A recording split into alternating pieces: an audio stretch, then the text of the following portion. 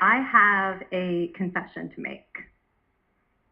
But first, I want you to make a little confession to me. In the past year, I want you to just raise your hand if you've experienced relatively little stress. Anyone? Mm-hmm. How about a moderate amount of stress? Who's experienced a lot of stress? Yeah, me too. But that is not my confession. My confession is this. I am a health psychologist, and my mission is to help people be happier and healthier. But I fear that something I've been teaching for the last 10 years is doing more harm than good, and it has to do with stress. For years, I've been telling people stress makes you sick. It increases the risk of everything from the common cold to cardiovascular disease. Basically, I've turned stress into the enemy. But I've changed my mind about stress. And today, I want to change yours. Let me start with the study that made me rethink my whole approach to stress. This study tracked 30,000 adults in the United States for 8 years. And they started by asking people, how much stress have you experienced in the last year? They also asked, do you believe that stress is harmful for your health? And then they used public death records to find out who died. Okay, some bad news first. People who experienced a lot of stress in the previous year had a 43% increased risk of dying.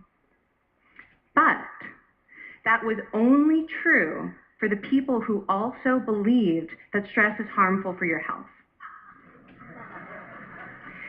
People who experienced a lot of stress but did not view stress as harmful were no more likely to die. In fact, they had the lowest risk of dying of anyone in the study, including people who had relatively little stress.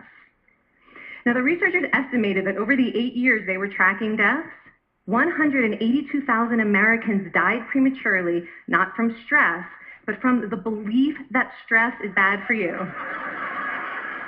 That is over 20,000 deaths a year. Now, if that estimate is correct, that would make believing stress is bad for you the 15th largest cause of death in the United States last year, killing more people than skin cancer, HIV, AIDS, and homicide. You can see why this study freaked me out. Here I've been spending so much energy telling people stress is bad for your health. So this study got me wondering, can changing how you think about stress make you healthier? And here the science says yes. When you change your mind about stress, you can change your body's response to stress. Now, to explain how this works, I want you all to pretend that you are participants in a study designed to stress you out. It's called the social stress test. You come into the laboratory and you're told you have to give a 5-minute impromptu speech on your personal weaknesses to a panel of expert evaluators sitting right in front of you. And to make sure you feel the pressure, there are bright lights and a camera in your face, kind of like this. And the evaluators have been trained to give you discouraging nonverbal feedback, like this.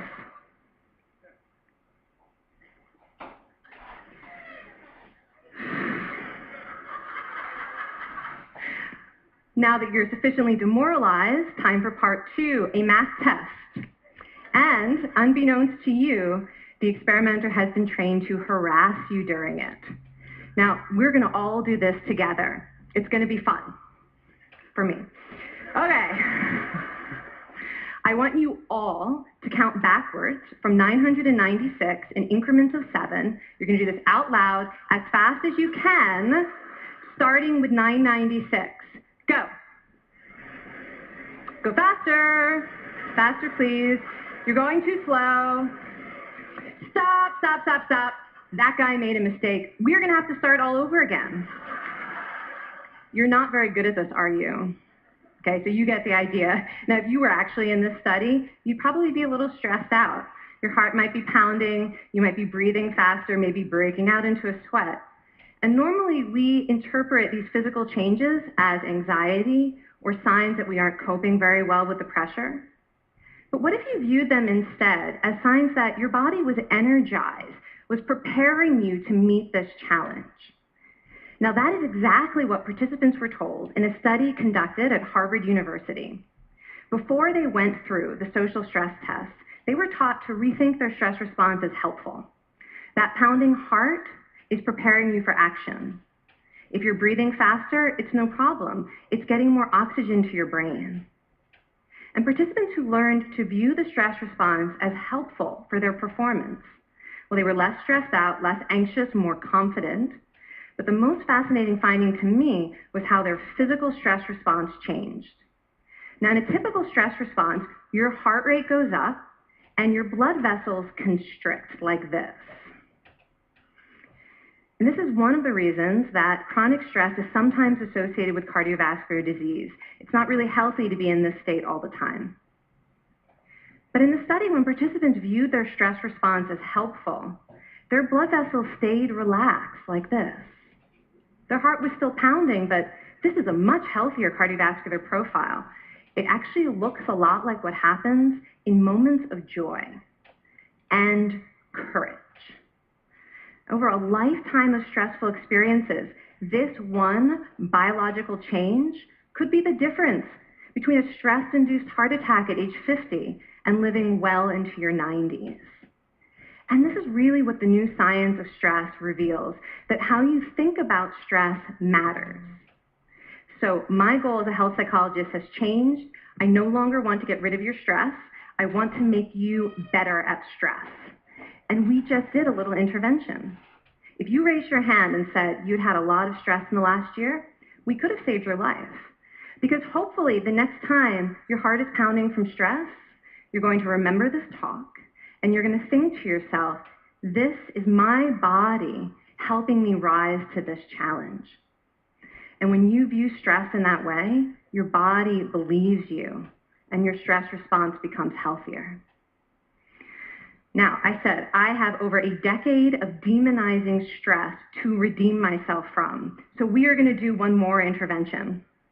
I want to tell you about one of the most underappreciated aspects of the stress response. And the idea is this: stress makes you social. To understand the side of stress, we need to talk about a hormone, oxytocin. And I know oxytocin has already gotten as much hype as a hormone can get. It even has its own cute nickname, the cuddle hormone, because it's released when you hug someone.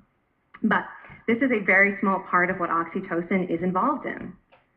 Oxytocin is a neurohormone. It fine-tunes your brain's social instincts. It primes you to do things that strengthen close relationships. Oxytocin makes you crave physical contact with your friends and family. It enhances your empathy. It even makes you more willing to help and support the people you care about. Some people have even suggested we should snort oxytocin to become more compassionate and caring.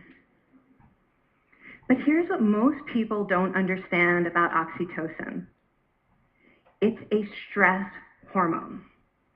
Your pituitary gland pumps this stuff out as part of the stress response. It's as much a part of your stress response as the adrenaline that makes your heart pound. And when oxytocin is released in the stress response, it is motivating you to seek support. Your biological stress response is nudging you to tell someone how you feel instead of bottling it up. Your stress response wants to make sure you notice when someone else in your life is struggling so that you can support